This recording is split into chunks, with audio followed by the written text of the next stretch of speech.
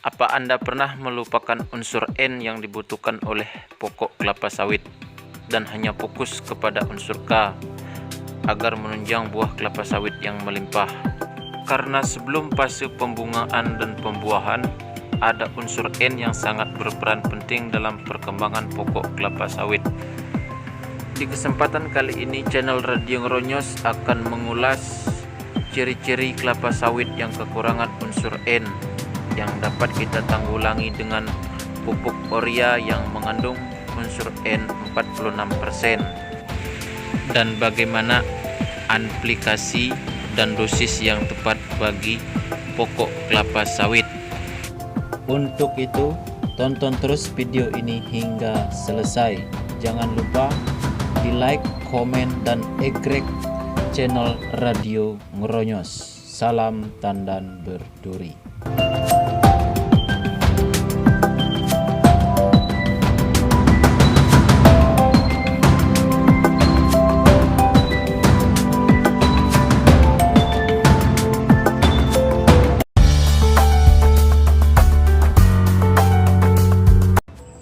Oke, selamat datang lagi di channel Radio Ngeronyos, channel dimana tempat kita berbagi tentang kelapa sawit. Kali ini saya akan membahas tentang fungsi dari pupuk urea terhadap kelapa sawit dan ciri-ciri apa saja yang terdapat pada pokok kelapa sawit yang kekurangan unsur N. Kalau kita untuk bisa mengetahui kekurangan unsur N dalam pokok kelapa sawit, itu tampak dari daunnya menguning dan di ujung itu cepat kering seperti ini. Ini sudah saatnya kita harus mengaplikasikan pupuk urea, dan juga dari segi pelepah akan kelihatan kuning seperti itu. Fungsi dari pupuk urea itu atau unsur N itu terhadap pokok kelapa sawit itu sangat menyeluruh, mulai dari batang, pelepah hingga ke daun, dan juga sangat berperan penting dalam untuk menghijaukan daun kelapa sawit itu sendiri. Kalau hijau daun dari kelapa sawit itu sempurna, maka akan sangat berpengaruh dalam proses fotosintesis dari kelapa sawit.